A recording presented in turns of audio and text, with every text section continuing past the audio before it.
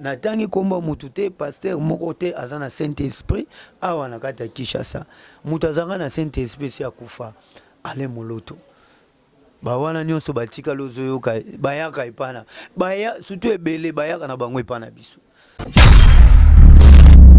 Tant on a l'obarake pasteur moko te aza na Kinshasa aza na Saint-Esprit bino population bondimaka te.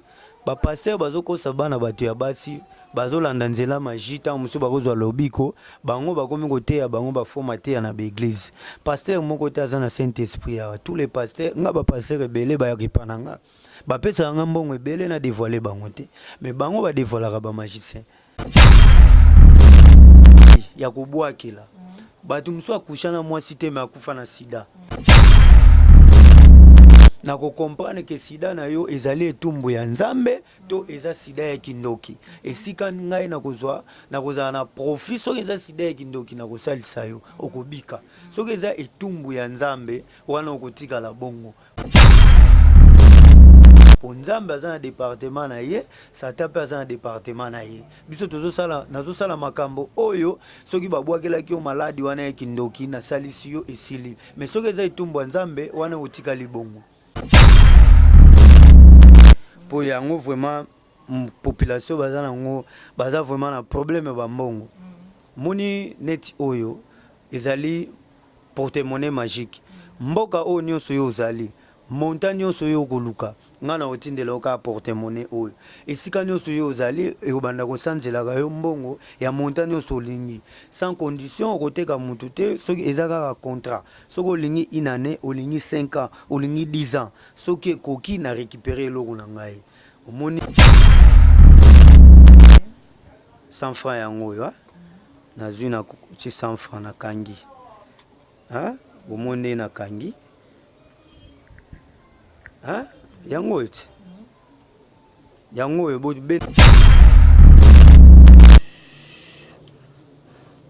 nachaki combien na kati ochaki 100 francs combien omoni awa ese nakangi mutu miso vraiment balandi ya ma référence télévision ndenge ngai na bino tomoni parce que tomoni elongo nayebi te na mécanisme nini nayebi te en tout cas maître John Meka un peu kotombola yango totala bon nayebi te na mécanisme nini mais en tout cas biso nyonso ngai na bino elongo tomoni ndenge ni 100 francs kotaki tomoni ndenge ni maître John asali makambo na ye tomoni ndenge nini mbongo ebimi en tout cas rien à dire il y a pas de commentaire bon voilà obendi yango bien donc signification ya démonstration oyo mboka nyonso ozali eloko okana kotindela yo montagne nyonso oyo olingi ya mbongo ekobanda kobimelaka yo olingi 10 000 euros 20 000 euros 30 000 euros kobanga te ya mboka oyo ozali mboka nyonso oyo ozali mbongo oyo ekokome donc porte-monnaie oyo ekokomela yo montagne nyonso oyo okolingi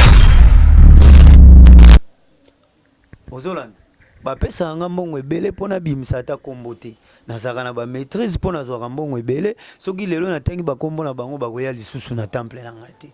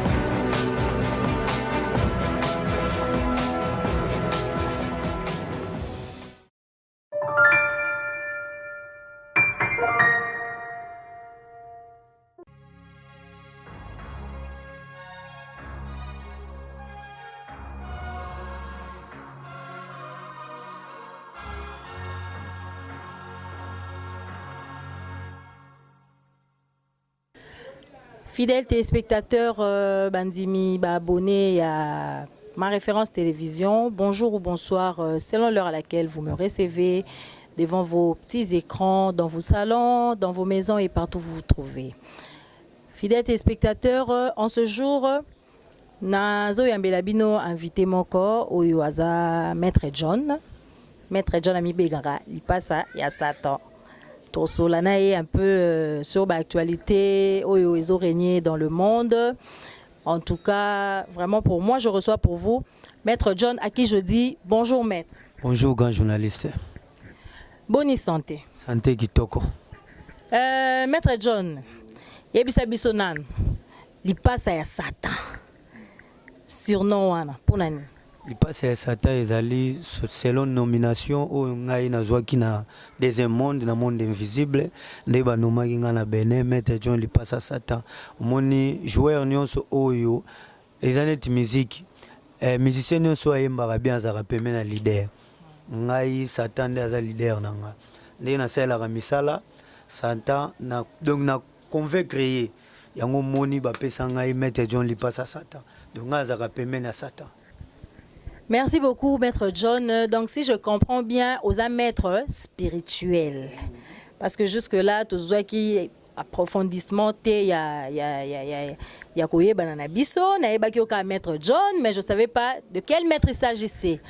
Alors, Maître John, expliquez Bisso. Ils ont combo Bapesio, surnom Bapesio par rapport à deuxième monde, selon Misala Oyosala. Expliquez Bisso Nanou. Ils ont particularité dans les années.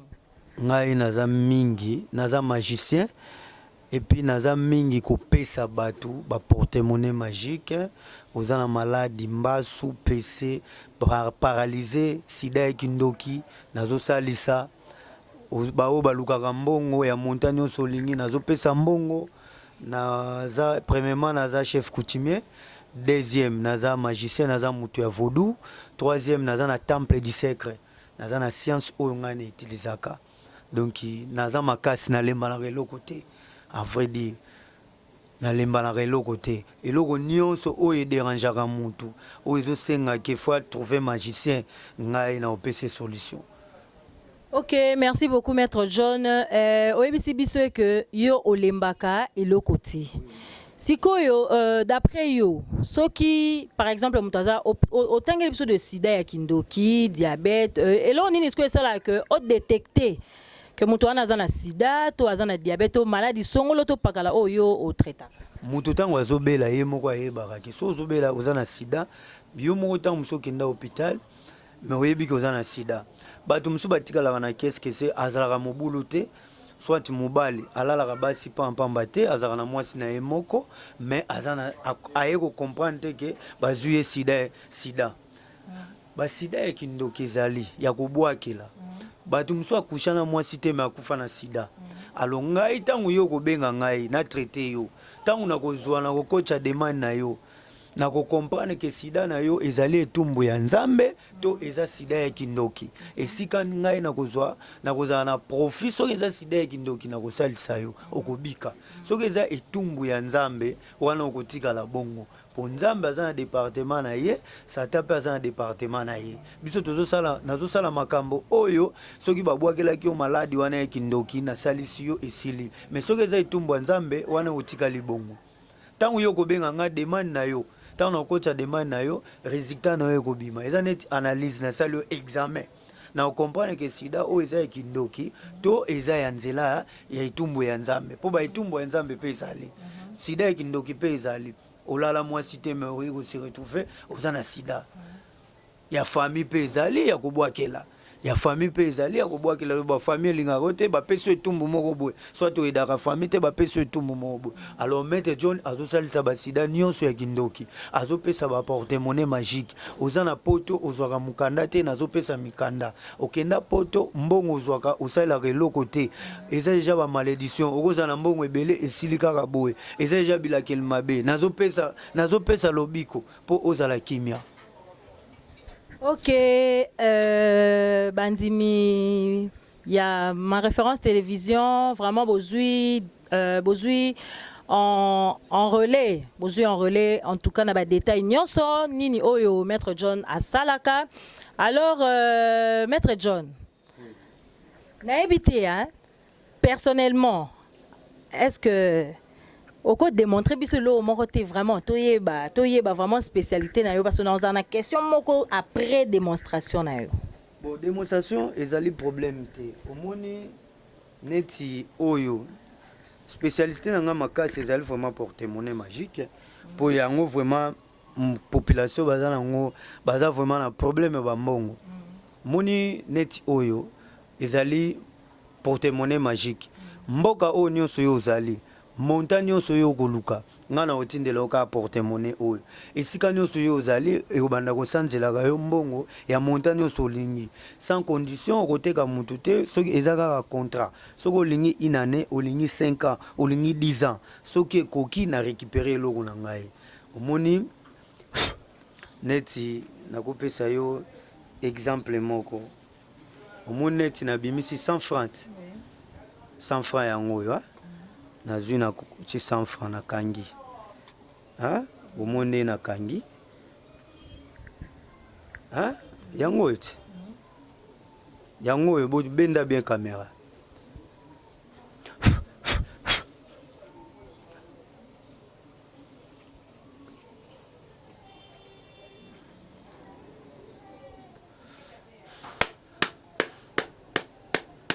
na bandeli kofungola cameraman benda bien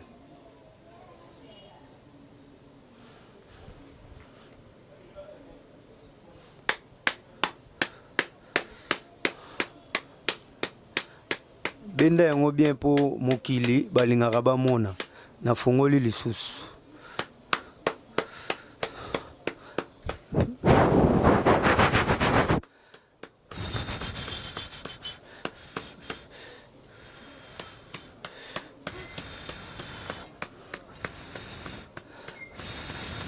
obenda bien oyo asuka na kangi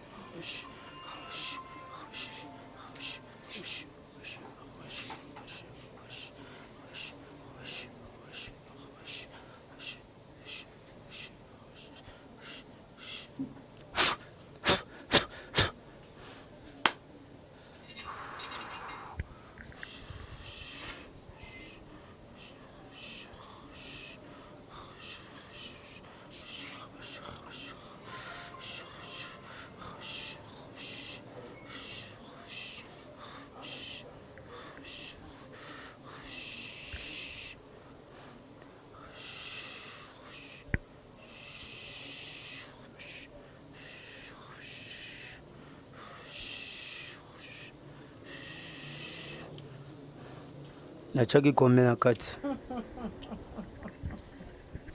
ochaki 100 francs combien omoni awa ese nakangi mutu miso vraiment balandi ya ma référence télévision ndenge ngai na bino tomoni parce que tomoni elongo nayebi te na mécanisme nini nayebi te en tout cas maître John Meka un peu kotombola yango totala bon nayebi te na mécanisme nini mais en tout cas biso nyonso ngai na bino elongo tomoni ndenge nini 100 francs kotaki tomoni ndenge nini maître John asali makambo na ye tomoni ndenge nini mbongo ebimi en tout cas rien à dire il y a pas de commentaire bon voilà hein. Obendi yango bien donc signification ya démonstration oyo mboka nyonso ozali eloko okana kotindela yo montagne nyonso oyo olingi ya mbongo ekobanda kobimelaka yo olingi 10 000 euros 20 000 euros 30 000 euros kobanga te ya mboka oyo ozali mboka nyonso oyo ozali mbongo oyo ekokome donc porte-monnaie oyo ekokomela yo montagne nyonso oyo okolingi ekobanda kosanzela yo.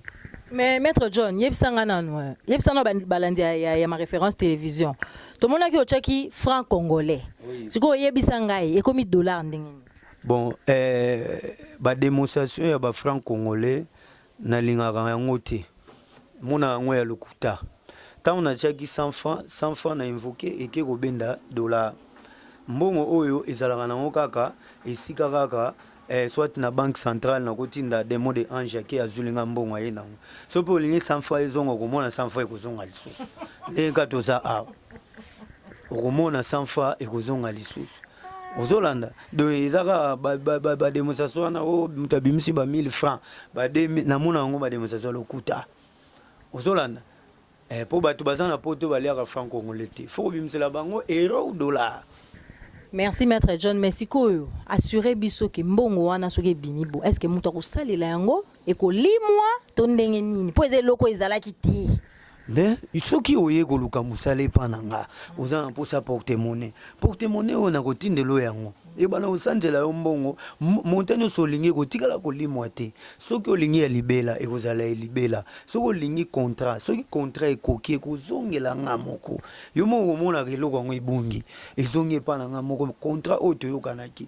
Mais soki olingi ya libela kozala libela. Oyo nga eza exemplaire na sali ya démonstration. Tant ozo expliquer bato ke yo ozo pesa ba porte-monnaie. Il faut ba mona pe loko vidi e komi mbongo. Ozolanda, faut ba mona loko vide comme bon. Mama o nga zoloba, eza ce qui est vrai. Omoni ba faux magicien ba komi trop. Ba zo be sa réputation ya magie. Nazo zo ba appel belé na bana poto pona ba faux magicien. De la minute on nazo beta CTK. Bozana bino suna esika te o beaucoup sur la porte-monnaie sans que obenga Maître John.